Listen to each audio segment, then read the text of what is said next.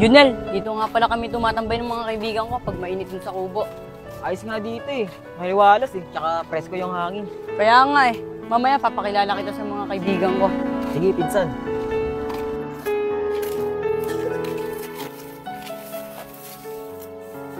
Pinsan, usog ka naman, tabi tayo.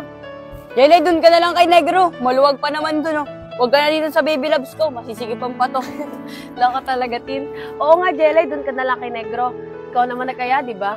Sige na nga, maging masaya lang kayo. Okay nyo naman, hindi na ba kayo? Ayun nga pala guys, nakalimutan ko ipakilala sa inyo. Pinsan ko nga pala, si Junel. Ay, Junel. Junel, ito nga pala si baby loves ko, si Christine. Ito nga pala si Iya, si Aaron, si Jelay. Ayun nga pala si Harry. Tawagin mo na lang siya sa pangalang Negro. Guys, masaya ako na nakilala ko kayo. Nel, ayun nga pala mga kaibigan ko. Mababait yan. Kaya nga eh. Halata naman sa kanila. Pasensya ka na talaga, Negro, sa mga nasabi ko mga nakaraan, ah. Okay lang yun, Jelay. Naiintindihan naman kita eh. Pero, Negro, huwag ka sana magkaroon ng sama ng loob sa akin.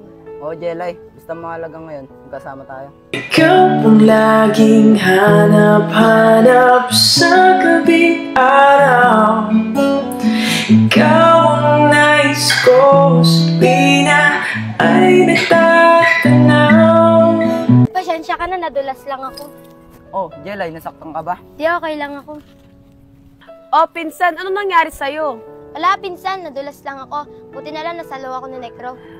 Tuwag-tuwa si Negro. Uy, hindi ah. Ito talaga, Christine. Uy guys, tara na, uwi na tayo.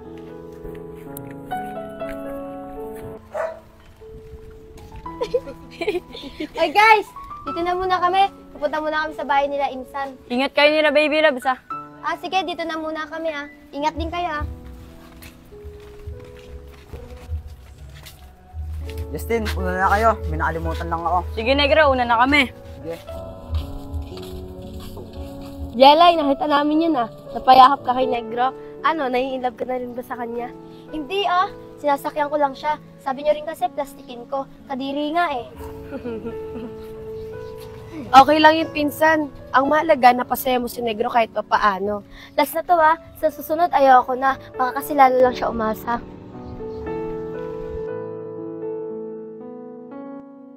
Ron, sayang no, wala si Prince pati si Pongpong. Ang sweet pa naman ni Negro pati ni Jelay kahapon. Bakit Justin? Ano nangyari? Yung niyaya ni Aaron si Negro, hindi sumama. Pero yung niyaya ni Jelay, sumama si Negro. Oo nga po eh. Si Jelay lang pala mapapasama kay Negro. E di tuwan-tuwa na naman niya si Negro. Siguro hindi na uuwi ng probinsya yun. Ganun ba, Pong? Malamang di na umuwi ng probinsya yung si Negro. Nagkaayos na pala sila ni Jelay bilang magkaibigan. Baka nga. Alam naman natin na si Jelay lang nagpapasaya kay Negro eh. Sige, tatawagin ko na muna si Negro para makasama natin siya ngayon. Total, kompleto naman tayo eh. Sige Pong, para mapaglaro tayo ng basketball. Oo nga, Pong. Tagal na rin tayo hindi napaglaro ng basketball. Sige, tawagin ko na muna. Sige.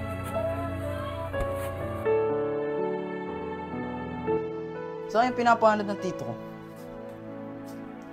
Baka ito na nga yun. Negro? Negro? O bakit Pong? Paano mo nalaman na dito ko? Pinuntahan kasi kita sa inyo. Sabi ng tito mo, inutusan ka daw niya dito. O Pong, pinakuha niya yung bag niya. Kasi sa susunod na araw, uwi na kami ng Mindanao. Tara Pong, pasok ka muna dito. Sige, Negro.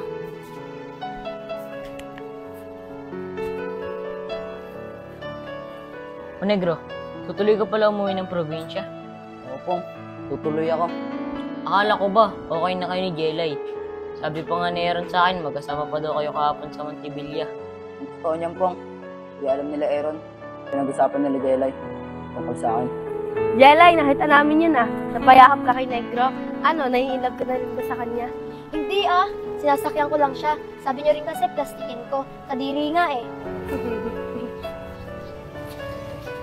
Okay lang yun, Pinsan. Ang mahalaga, napasaya mo si Negro kahit pa paano. Last na to, ah. Sa susunod, ayoko na. Baka kasi lalo lang siya umasa. Narinig ko lang lahat Pong, na pinaplastik lang nila ako. Grabe pala yung ginawa nila Jelay sa'yo, ano? Pinaplastik ka lang nila para maging masaya ka. Tama pala yung desisyon mo na umuwi ka muna ng probinsya para maalimutan mo si Jelay. Oo Pong, kaya decidido na ako. Tara na Pong, uuwi na ako para maayos ko na lahat ng gamit ko. Tara! Sana hindi matuloy yung pagbalik ni Negro sa probinsya nila, no? para buo pa rin tayo magbabarkada. Kaya nga sana nga magtuloy-tuloy na yung pagkakain si Jelay at Negro eh. Iwala lang, magtutuloy-tuloy yan. Basta supportahan na lang natin kung anong desisyon nilang dalawa.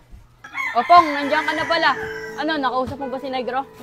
Oo, Justin. Nakausap ko si Negro. May sinabi siya sa akin. Sigurado, di kayo matutuwa. Bakit Pong? Ano sabi sa'yo ni Negro? Sabi sa akin ni Negro, narinig niya daw sila Jelay, si Iya at saka nung pinsan niya na pinaplastik lang pala siya para sumaya. Kawawa naman pala si Negro. Pinaasa na naman ni Jelay. Kaya pala kagahapon, narinig ko, sabi ni Christine kay Jelay, kahit plastikin na lang daw ni Jelay si Negro para lang daw sumama. Talaga ba Justin? Di ko narinig yun ah. Grabe talaga si Jelay. Tsaka nga pala, sabi ni Negro, sa susunod na araw daw, uwi na silang probinsya. Alam niyo ba mga tol, para sa akin, mas okay talaga umuwi na lang si Negro sa probinsya nila. Kaysa lagi siya nandito, lalo siya pinapaasa ni Jelay.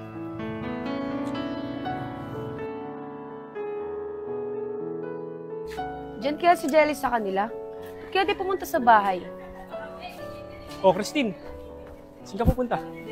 Dito sa pinsan ko kala Jelay. May tatanong nga pala ako sa'yo tungkol kay Jelay at kay Negro. Bakit, Prince? Ano yun? Sabi ni Negro kay Pongpong, narinig niya kayo kahapon nag-uusap. Plastic na daw si Negro para sumama sa inyo.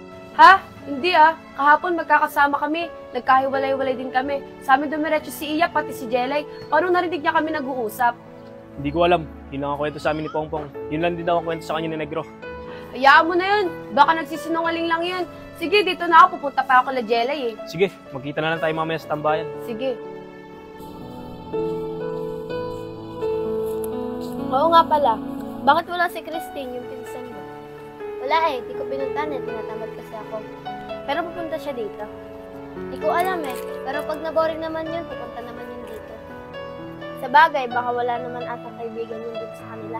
Meron naman, pero mas gusto niya kasi tayo yung kasama niya. Pinsan, kala ko pupuntahan mo ako sa bahay. Nantay pa naman kita. Pasensya ka na, pinsan Tinamad kasi ako, kaya di na ako lumabas. Tara, pasok ka. Sige, pinsan. Nga pala, pinsan. Nakasulubong ko si Prince. May tinanong siya sa akin. O, pinsan, ano yung tinanong niya sa'yo? Nagkwento daw si Negro kay Pongpong. Narinig niya tayo nag-uusap kahapon. Pinaplastik mo lang daw siya para sumama siya sa atin. Talaga? Paano kaya nalaman ni Negro yon? Siguro isa sa inyo nagsabi kay Negro. Ano ka ba, Jelay? Pinagbintangan mo pa kami. Magkakasama tayo kahapon. Pumunta pa nga tayo kala Christine Malabo pati namin sabihin kay Negro yun. Ako nga nagsabi sa'yo na plastikin mo na lang si Negro para sumama siya sa atin Sa bagay, nakakapagtaka no? Paano kaya nalaman ni Negro yon?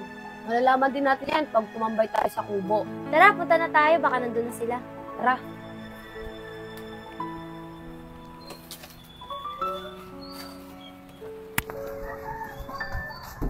Mga tol, nakita ko kanina si Christine.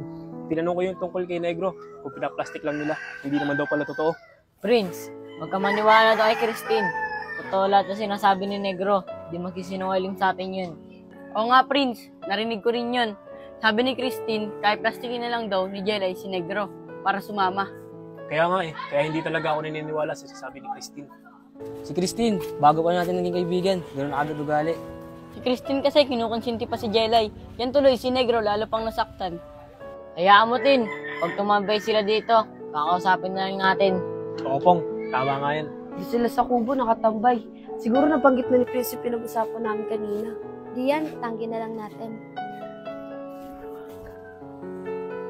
Oh, ba't parang mga hindi kayo naglaro ng basketball? Paano kami maglalaro? Kulang nga kami. Jelay, ba't naman kayo ganun? Pinaplastik niya si Negro. Hindi Sino naman nagsabi sa inyo? Uy, umami na nga kayo. Nagsisinungaling pa kayo Narinig ko nung isang araw, sabi mo kay Jelay, plastikin na lang si Negro para sumama sa atin. Oo nga, tama si Justin.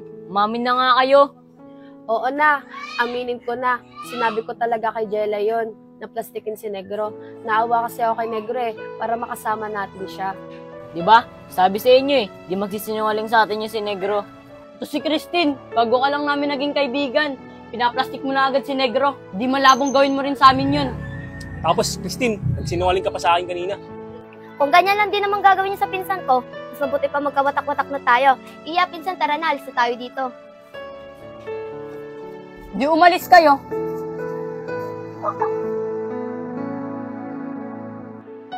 Mga Mga tol, kayo nang bahala kay Jelay ah. Gagawin ko to para mabilis ko siyang kalimutan.